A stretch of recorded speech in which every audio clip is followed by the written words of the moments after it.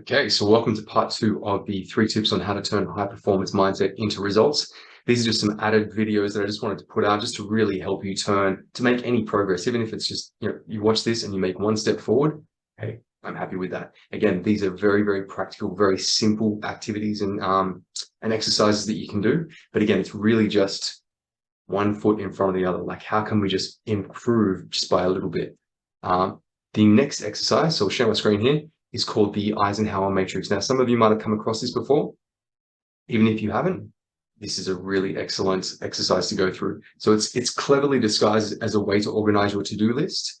But what it really is doing is it shows you in black and white on a piece of paper or on an Excel spreadsheet how coherently you're thinking. A lot of people, when they first do this exercise, they will put everything in the urgent and important column, because that's how it feels. Everything feels like it is urgent and is important because they're in survival mode. Basically, everything looks like a priority and everything looks like a threat. So if you find that most of your activities are going in the urgent important column, that's where it's not particularly balanced, because you should only really have 1 to 3 urgent important priorities at any one time. You should only have 1 to 3 things in there at any max. The next one along is the not urgent, but they're still very important. And these are the things that you do every day. These are your needle moving activities where you do a little bit of activity every day or every other day to keep your business moving forward. These are the things like your lead generation, the things like your delivery of your services, the things like your bookkeeping, all of those things that would just moving your business forward.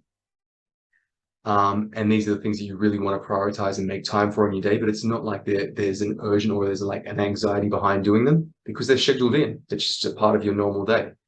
The bottom left is urgent but not important. This is often other people's priorities. So whether they're trying to offload some of their workload onto you, or it's just other people trying to chase you to get you to do things for them. So you want to either try and say no to these wherever you can, you want to try and push back, or you want to try and delegate them to other people. Ultimately, at the end of the day, there are still some things that we need to do for other people, but we just want to make sure that we're prioritizing our things first, because you can't give from an empty cup. So once you've got your needs being met and you're doing everything that you need to, that's where you can start to help other people.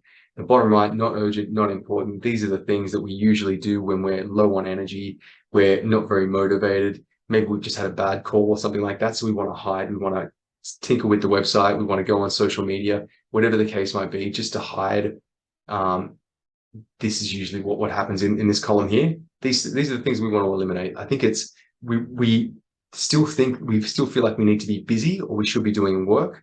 So we try and make out as though these are still part of being still part of working, but really they're not doing anyone any good. And they're not even giving us the rest or the recovery that we need as well. So it's best just to throw these out and just give yourself half an hour to go for a walk, do some breath work, have some yummy food, rehydrate, anything that's just going to really help you recharge your batteries and put you in a better state of mind. This is a really good exercise to do. You can either put in your to-do list, or you can put in the activities from the time log that you've done, that you did in the previous exercise, and just to start to see, where do you start to see your priorities in all of your activities? And this will just help you to take a step back and just have a look at, what are my priorities here? What do I really need to be working on? And just to give you a different perspective. Guys, I hope that was helpful.